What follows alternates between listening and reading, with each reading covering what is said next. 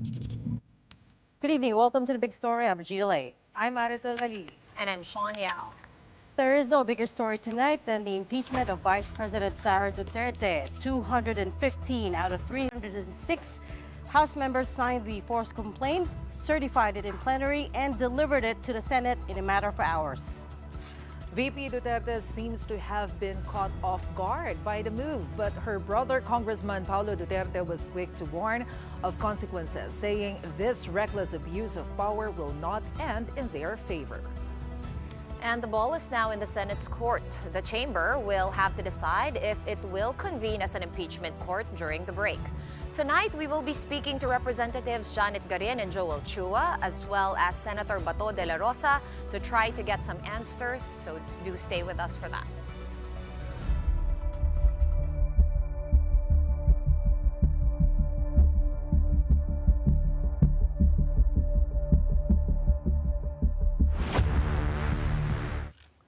Well, today is a first in Philippine history. The House of Representatives has impeached a sitting vice president. I'm talking about Sara Duterte, of course.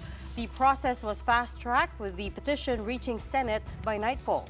Those who signed in favor of the impeachment were more than double the constitutional requirement of 1/3 of the lower chamber.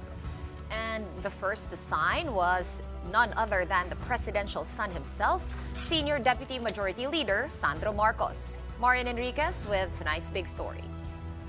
As soon as plenary began at just past 3 Wednesday afternoon of February 5, their last session day, the lower house gathered to decide on the impeachment of Sara Duterte, the first ever impeachment case against a sitting vice president.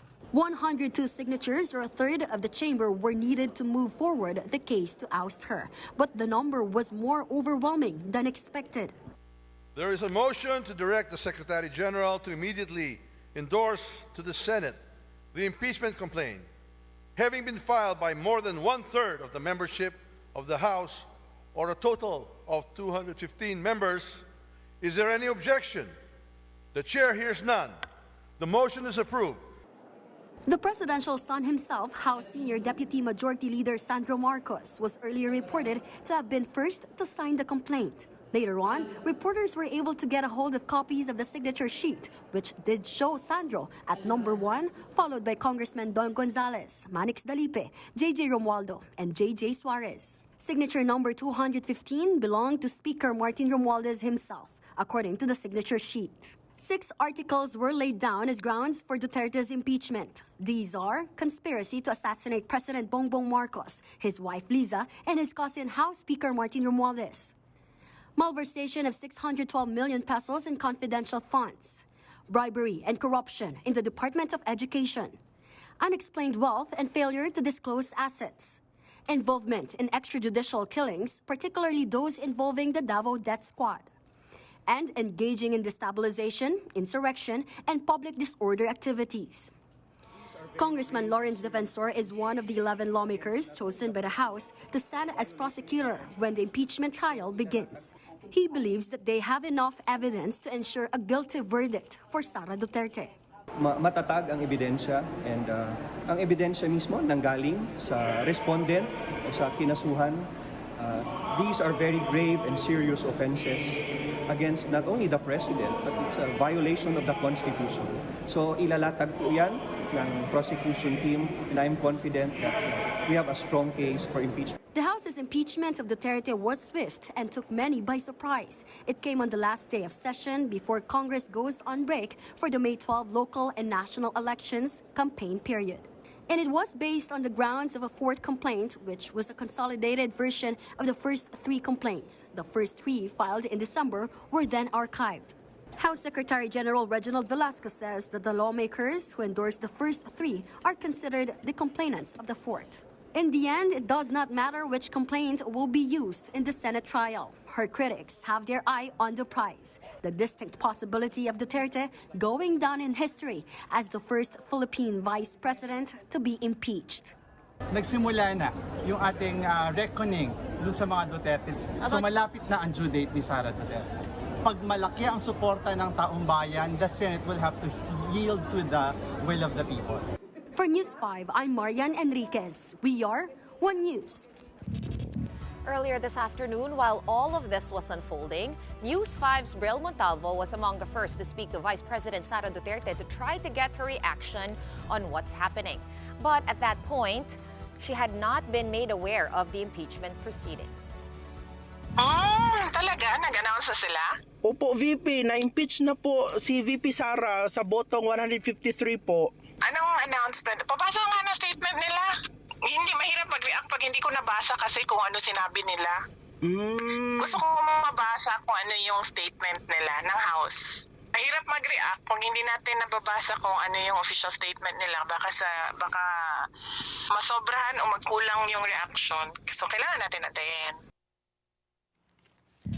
One person who did come out with a statement right away was her brother, Congressman Paulo Pulong Duterte.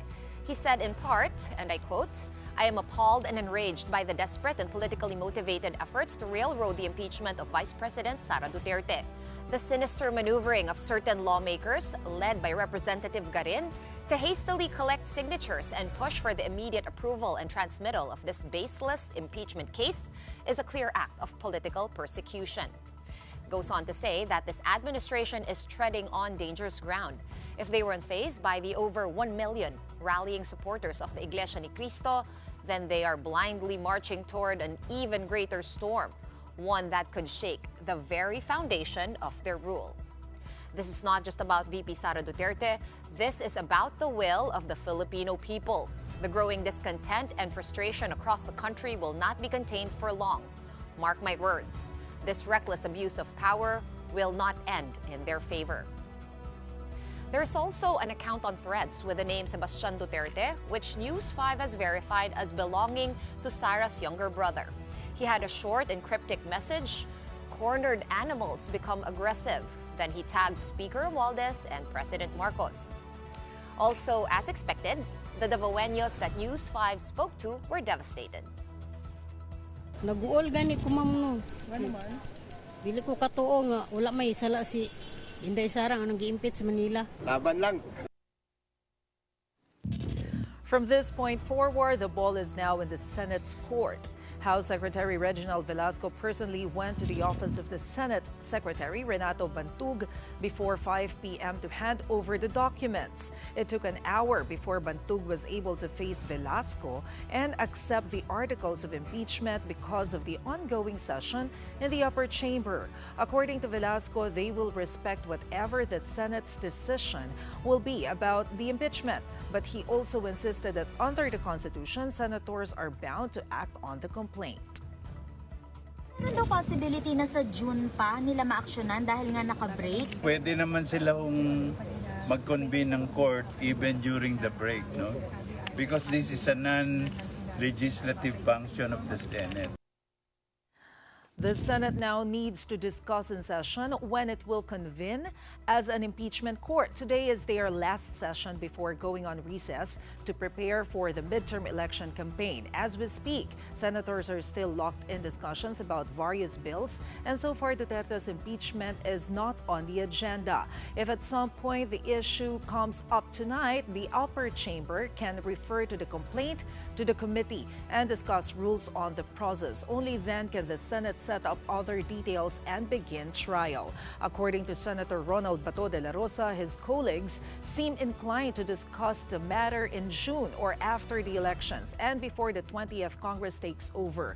But he lamented how the lower house is holding senators hostage by transmitting the impeachment complaint at a time when they should already be thinking about the midterm polls. Ang daya nila, no? Gagawin kaming hostage dito para magiging judge ng impeachment court. Tapos sila, magagampanya na. Kami dito ngayon, 24 of us will be sitting as judges of the impeachment court. Alam naman natin that itong impeachment is a political exercise. But still, as a sitting judge, I have to maintain my political neutrality.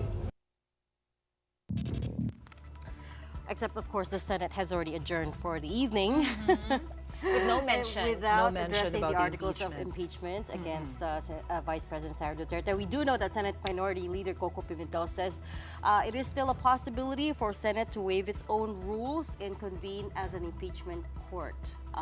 In other words, a quasi-judicial body and not as a legislative body, which they can't do anymore because Congress is in recess.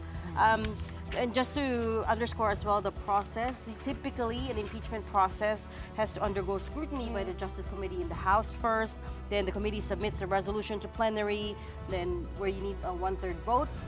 But And there then is finally, another way, though. And then finally an endorsement which sends it to the Senate. So when you look at it like that, where typically it starts in the committee level, then if there's just cause, then it proceeds to the plenary level, and then they put it to a vote, and then finally transmit it. Talagang today's activities were compressed in a very short amount of time. They did provide like a super highway, right, to make it, to fast forward the proceedings, which is what they did today. And I believe would be the third impeachment in recent years. And they have taken different routes to try to, diba? Yung iba nire-refer talaga, they go through this longer process, but some they just do under, I think it was House Speaker Manny Villar, who was the one who did a shortcut as well.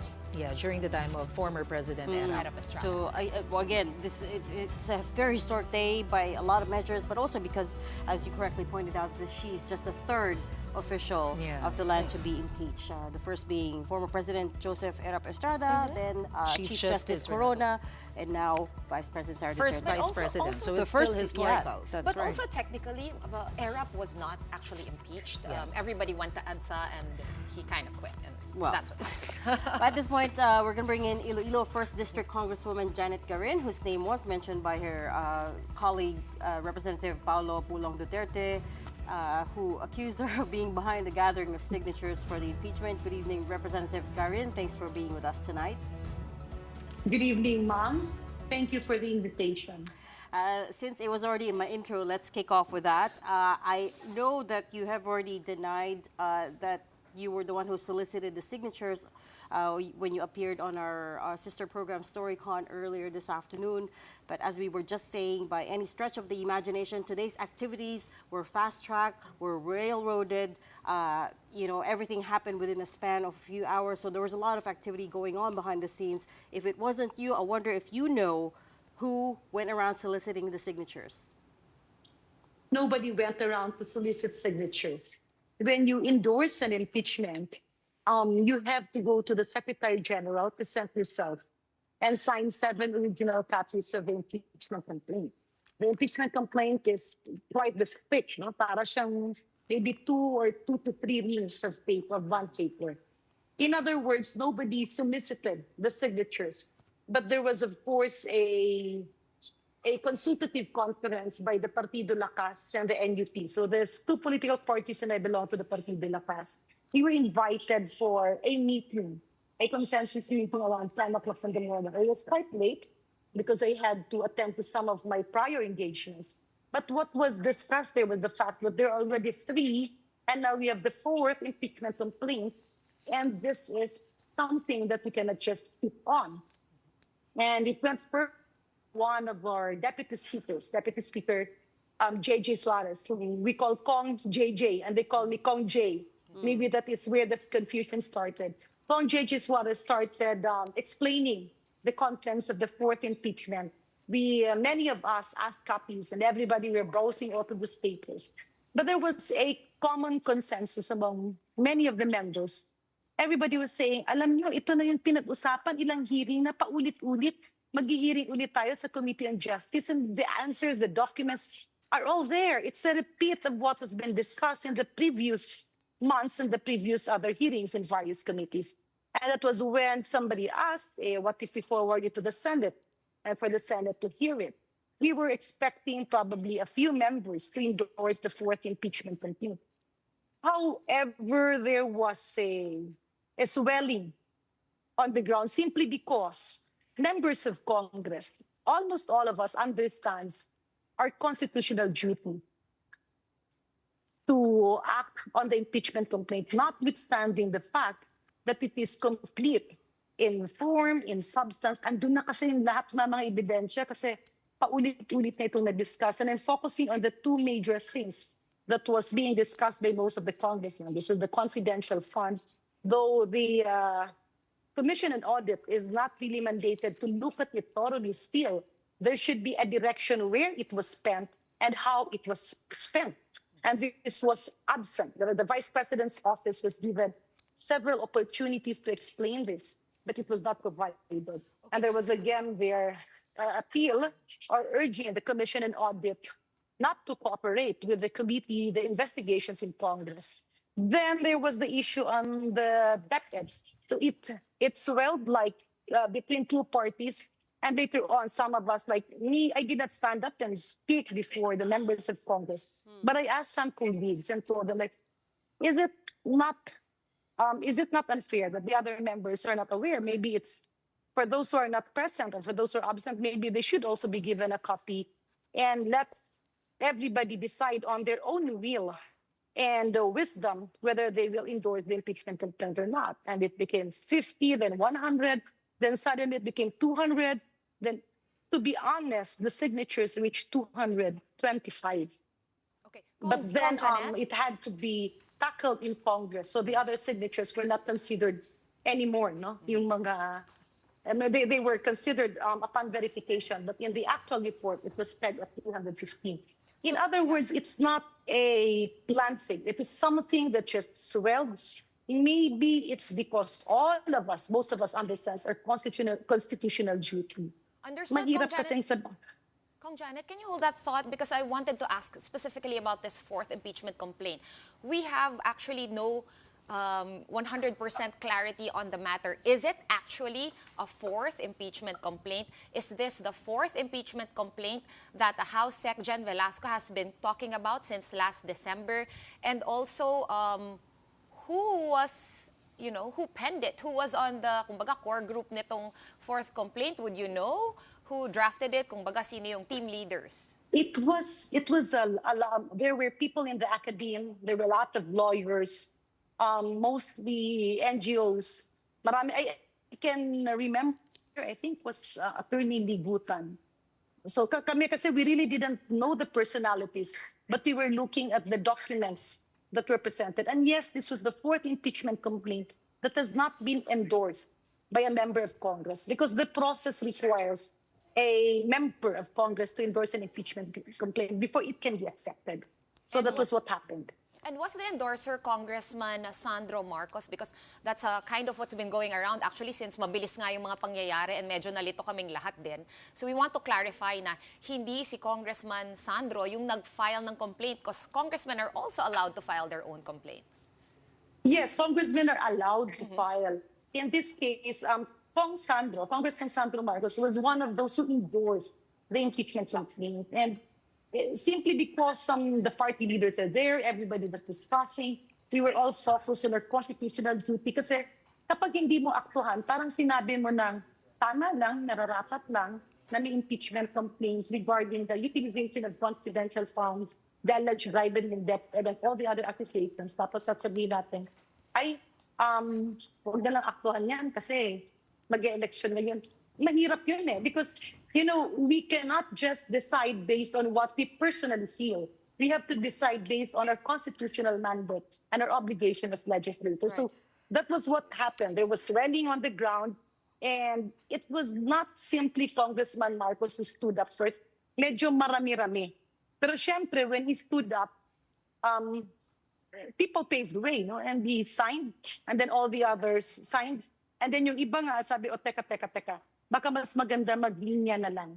Right. And then the other political parties were also having their own meetings. Hindi kasi mahirap to explain yung content ng impeachment complaint because these are issues that has been repeatedly tackled before many committee hearings in Congress. Right. And then that led to 50 members. And then suddenly it became 80. And then it became 100 and then 150. And when the speaker was informed, initially I thought he will be signing as the 115th congressman. Pero andun yung mga pila, andun yung...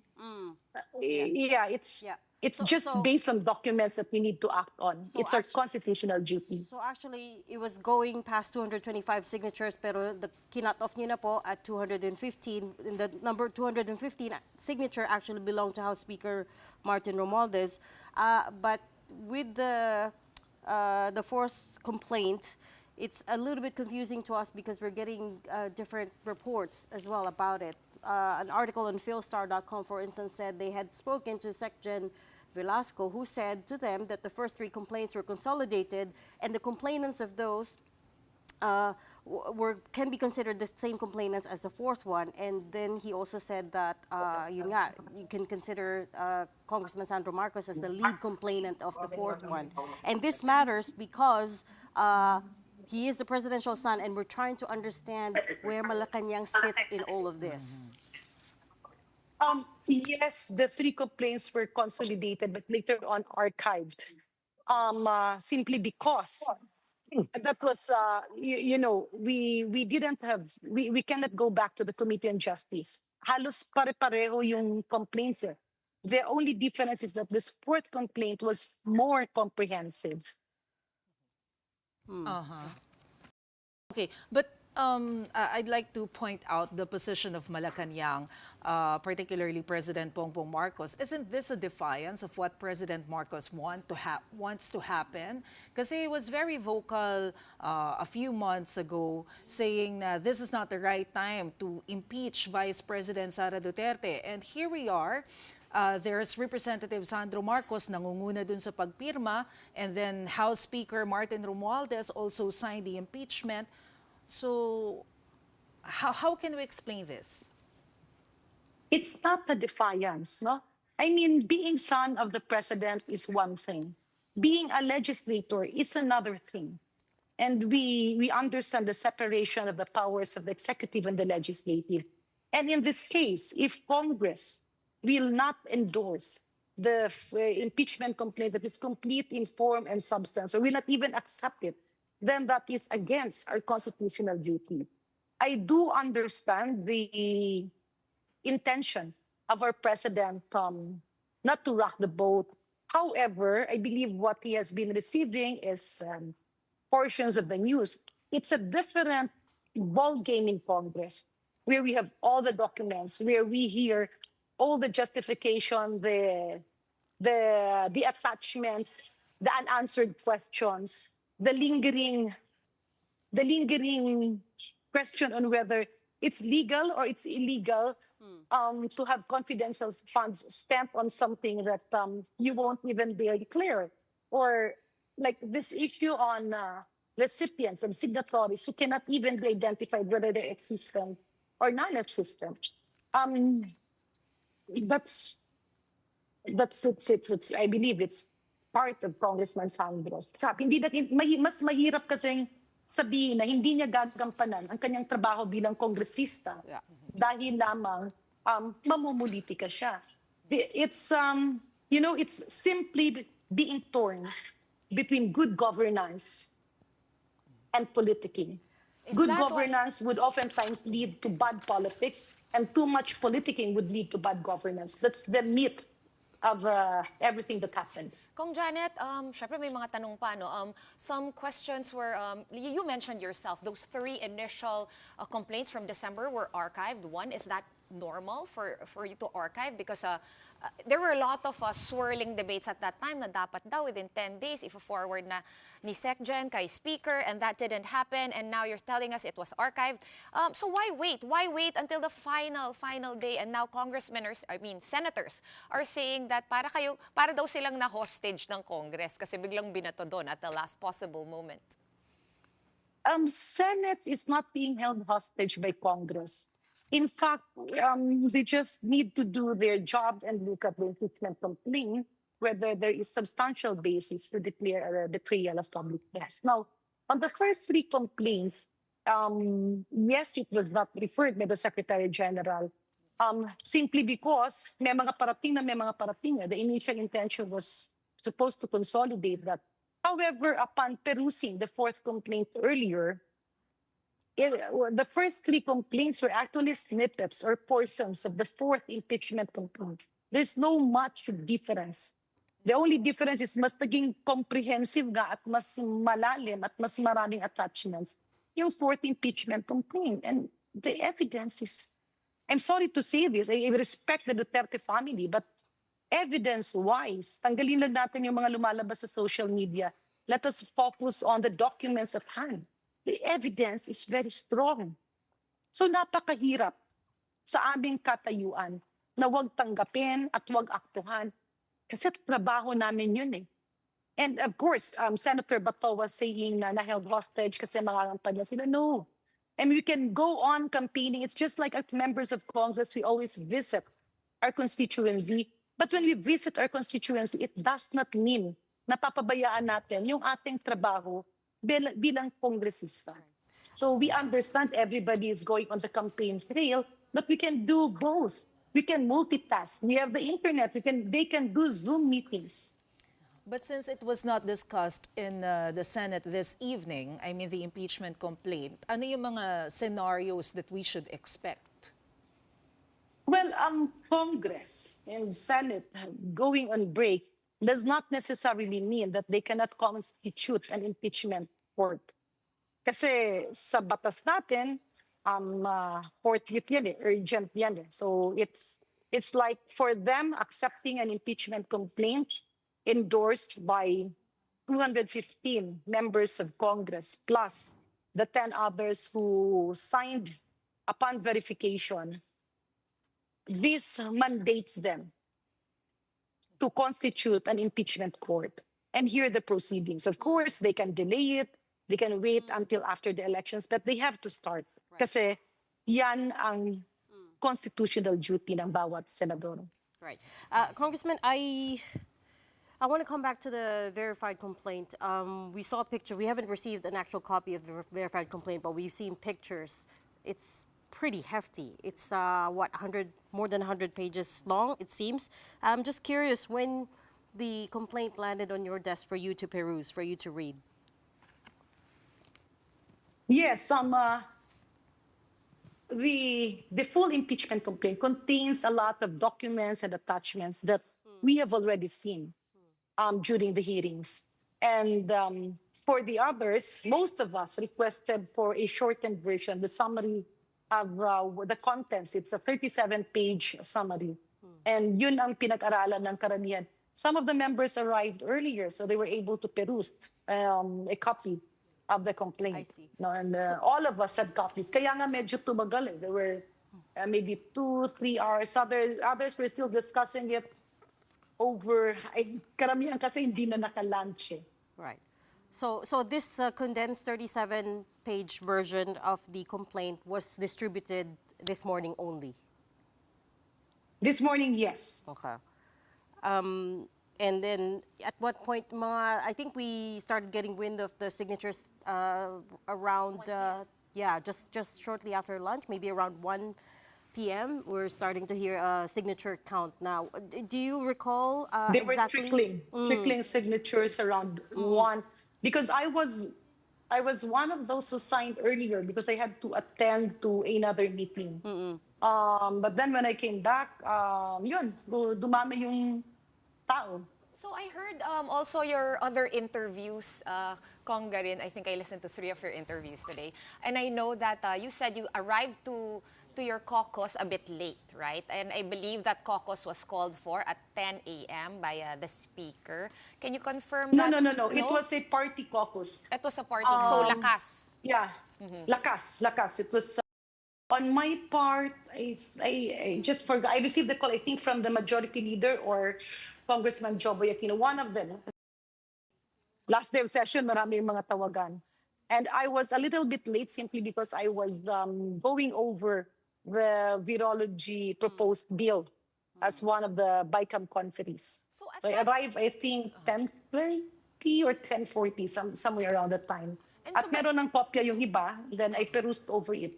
But most of this kasi were very familiar. These were all the documents we were getting during the committee hearings. My question is, were you shocked at all? Or was it announced na, okay, the caucus tomorrow for the party will be discussing this? Or did you only find out that this was on the table when you arrived? Along with, of course, your party mates? ilang beses na kasi pinag-usapan na, merong ito, tapos hindi naman totoo. So, a few people were joking, maglalast na yung Congress, baka ganito. But then this morning, andun na nga, initially, we thought maybe a few, kasi basically the question was, okay, we have 3 impeachment complaints. Now we have a 4th one. What are we going to do with this? Others were saying, okay, let's just convene with the Committee on Justice and talk about it. But others were saying, these issues are the same things that has been discussed repeatedly, exhaustively. And many of these documents, we already have possession of all these supporting documents and all these accusations. And then a few leaders of the party put forward a suggestion, then why don't we just transmit it to the Senate? And then somebody asked, what's the number? It's 1/3. They were talking about 103, 105. And others were saying, like, maybe Lakas and NUP combined, you can have like 110 signatures. But then the other political parties also came, they had their own consultation, and it just swelled. Right. Okay. Okay. We've run out of time, unfortunately, but we'll pick this discussion back up with you a little later on. Thank you so much for your time tonight. That was Iloilo 1st District Congresswoman Janet Garin. Up next, the House of Representatives has chosen 11 of its own to stand as prosecutors in the historic impeachment case of VP Sara Duterte. We'll speak to one of them, Congressman Joel Chua, when the big story returns. Stay tuned.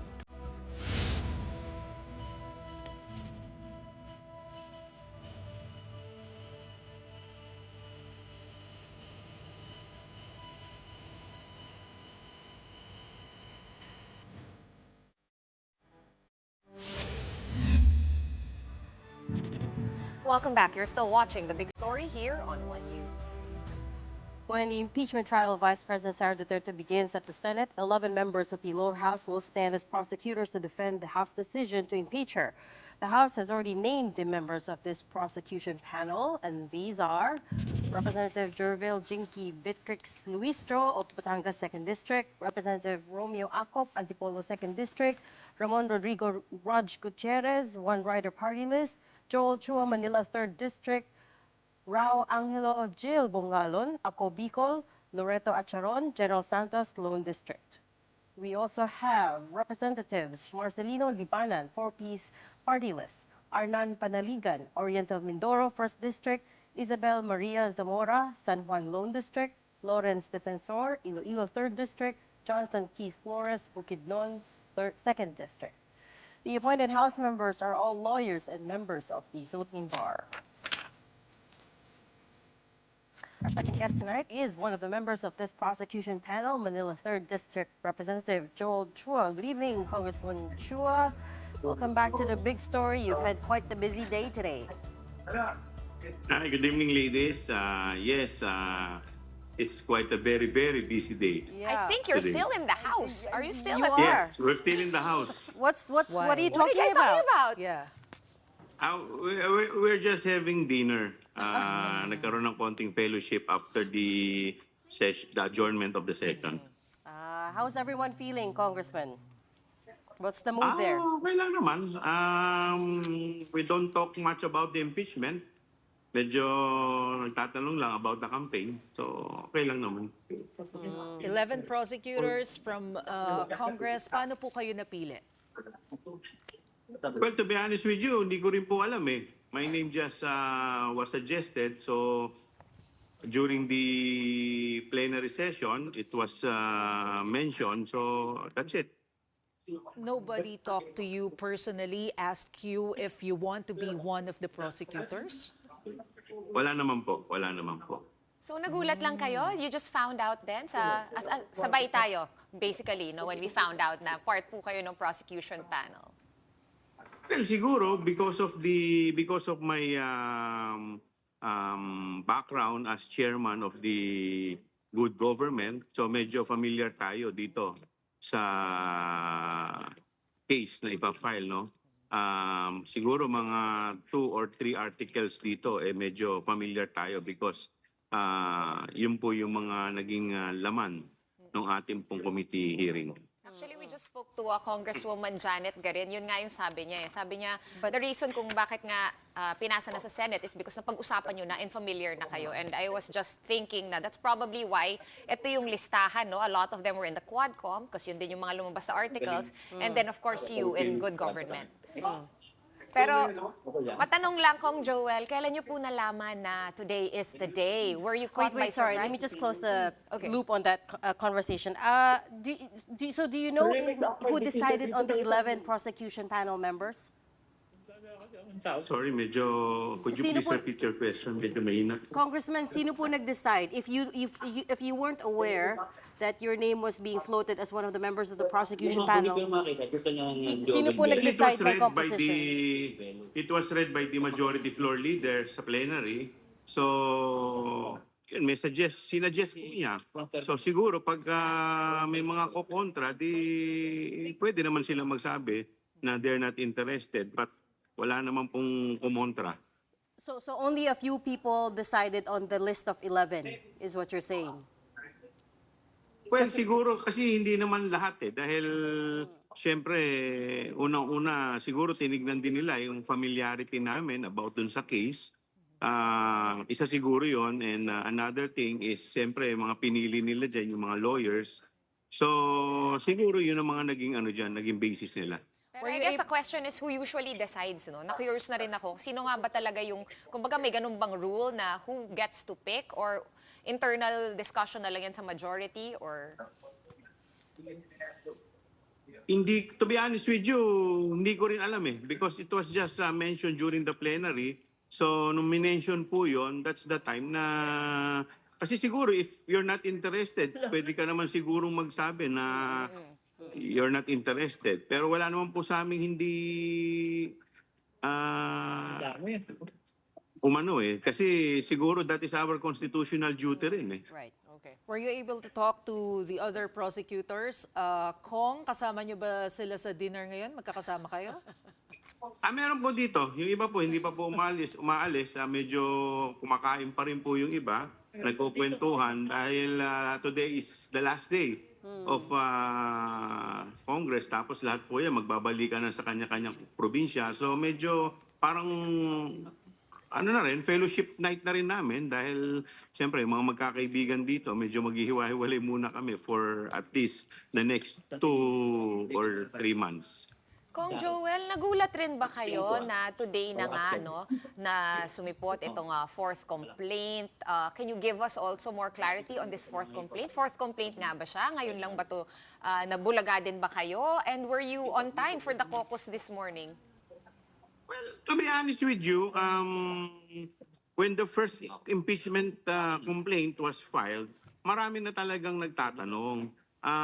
But realistically speaking, yung first impeachment complaint, it contains 23 articles. So medyo mahaba if we're going to submit it before the Committee on Justice. Medyo it will take us siguro baka tapos na yung session, hindi pa rin kami tapos i-tackle yan. So if that is the case, assuming for the sake of argument, after we adjourn in the next, etong 19 Congress at hindi pa rin natatapos yan, it will take us another 1 year. May 1 year prohibition kasi So, yun ang risk dyan. So, walang may gusto nung first impeachment complaint na final. Yung second at saka third naman, masyado lumang maiksi. So, ito naman, yung fourth, ito yung medyo okay na, tama lang. Kung sino ba nag-file? I mean, sino ba yung proponent nitong fourth complaint? Kasi umiikot nga no, na si Congressman Marcos daw. And then yung iba nagsabi naman hindi siya, pero una lang siya pumirma doon sa parang Excel sheet, doon sa parang signature sheet. Can you give us some clarity no, kung sino nga ba ang talagang nag-push nito? Is it lawmakers? Is it civil society? Is it a group of lawyers? Any idea, Kong? Yung fourth impeachment complaint po, kami na po yan. Yung pong mga congressmen who signed the articles of impeachment, yan po ang complainant dyan. Kaya kung titignan po ninyo dyan, nakalagay po dyan, tapos mga nakapirma na po sa baba. Yan po ang content ng fourth impeachment complaint. Di ba bawal?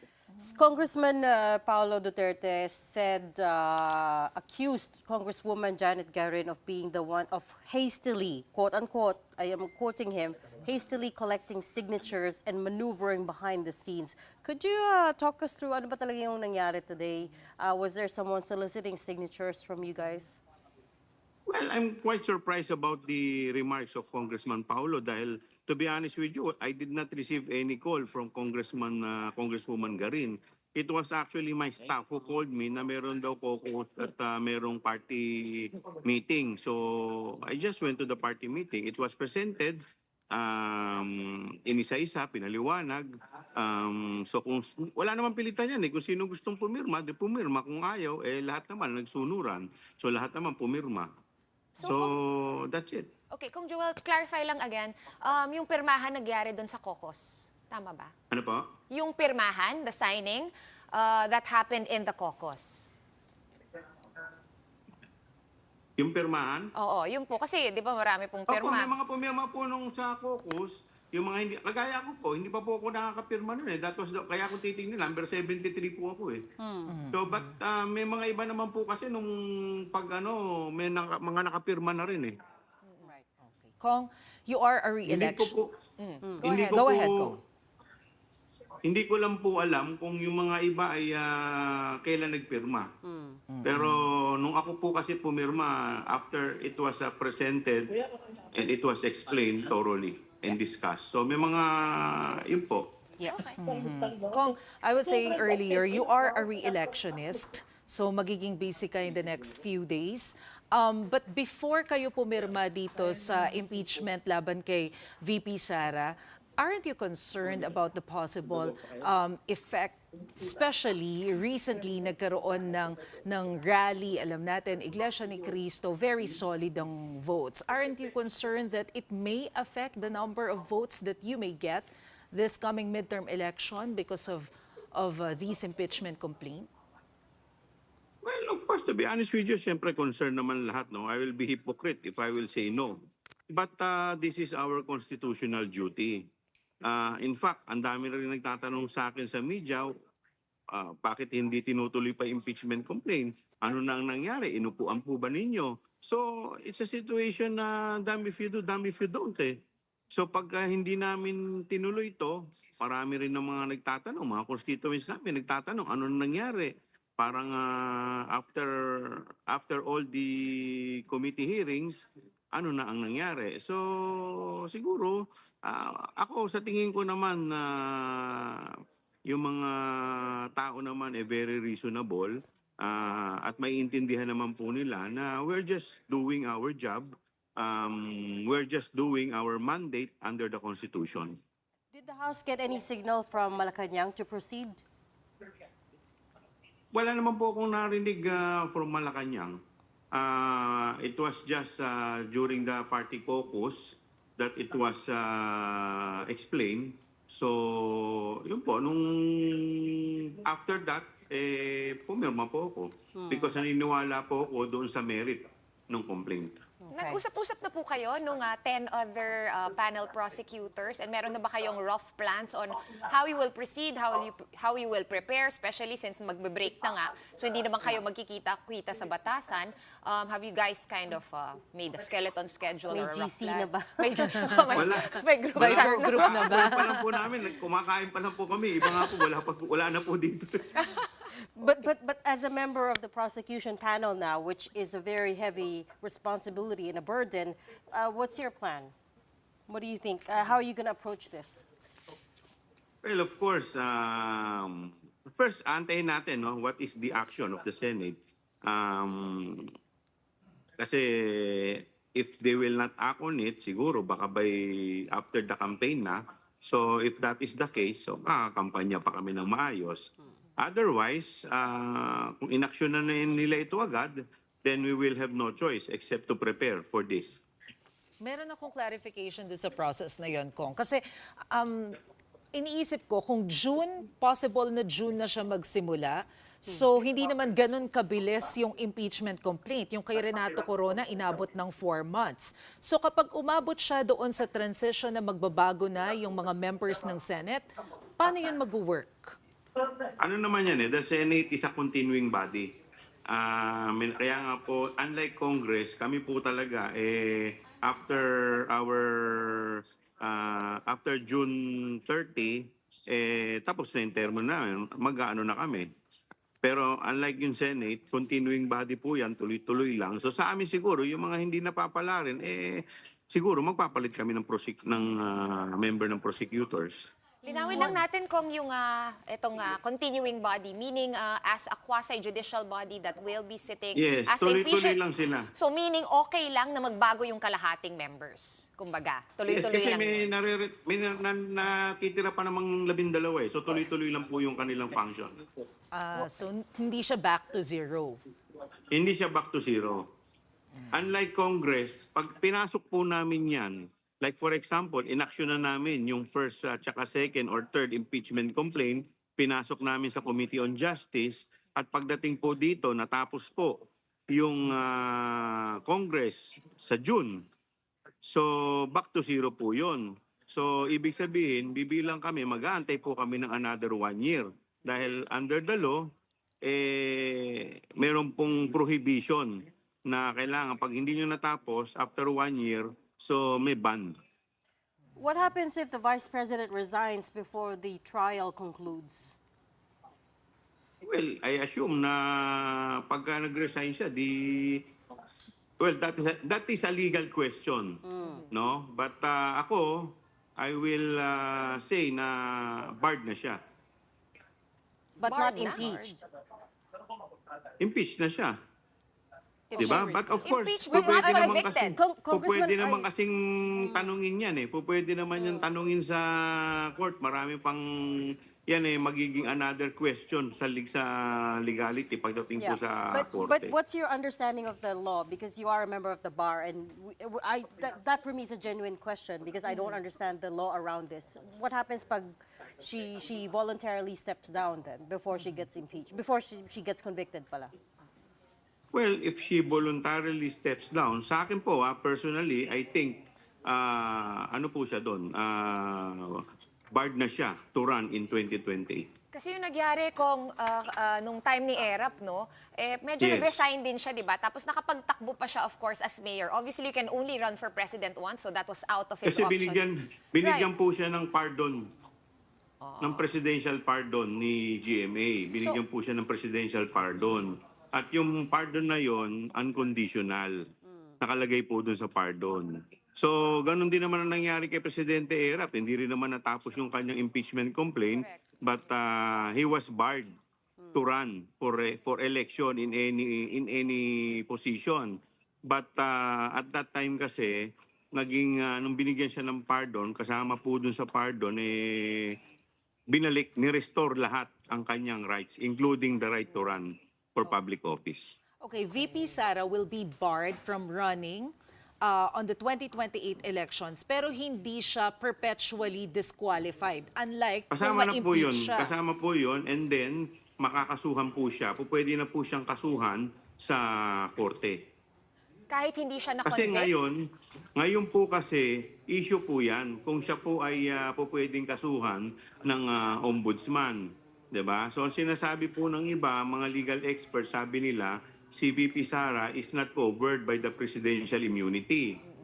But under the charter of the ombudsman, sinasabi naman ng ombudsman, they cannot prosecute those who are impeachable officials.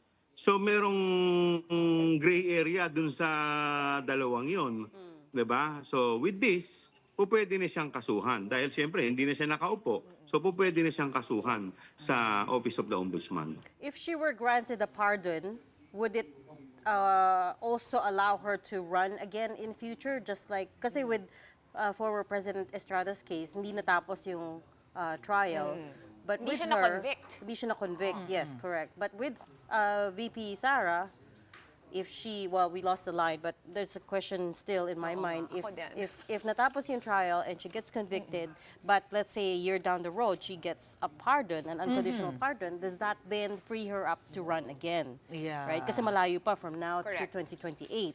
Kasi may isa palang key na parang yun nga, just like former President Erap, you could get pardoned further down the line by a friendlier face. Pwede ka na uling makakabalik ka. Correct. And this is where, as Congressman Chu was pointing out, there's a lot of gray areas kasi it depends on your interpretation of the law, which is why we keep asking. It's not that, you know, we do know a little bit about it, except that it's also unprecedented. It also first time depends, ito nangyari. it really depends on how you interpret the law.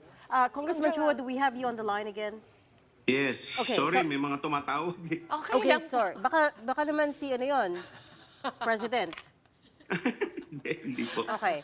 So the question was, if she does get convicted, but then later on gets a pardon, an unconditional pardon, does that then allow her to run again in future? I mean, what does the law say around that? Yes, pagka binigyan na siya ng presidential pardon at yung pardon na yun, ni-restore na lahat yung kanyang right, including the right to be voted to run for any government post, then she can run. Just like what happened to President Erap. Pero yung sinasabi nyo kanina, balikan ko lang ulit, sorry Kong Joel, gagamitin lang namin yung lawyerly brains ninyo dito. So kumbaga, nag-resign siya, no? Bago matapos yung paglilitis sa Senado, so hindi siya na-convict technically, that will still ban her from office. Kasi na-impeach na siya ng House. Ganun ba?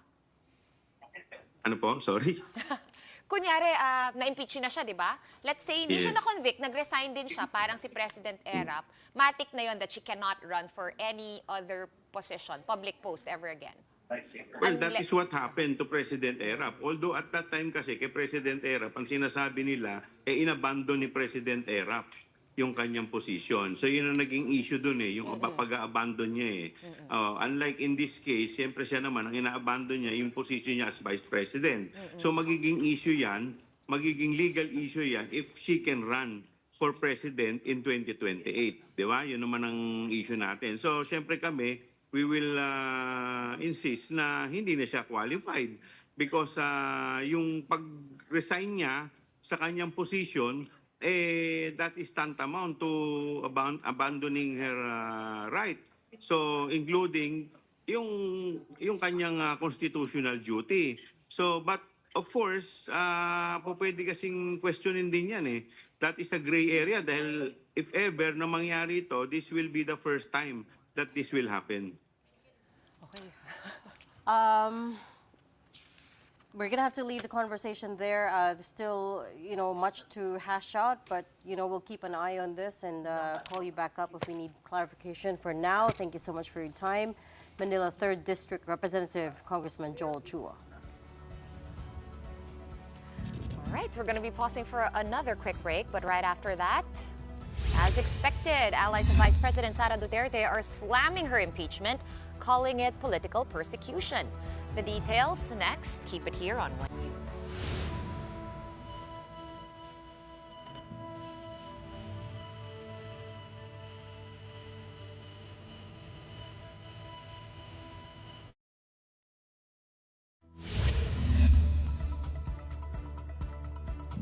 You're still watching The Big Story here on One News.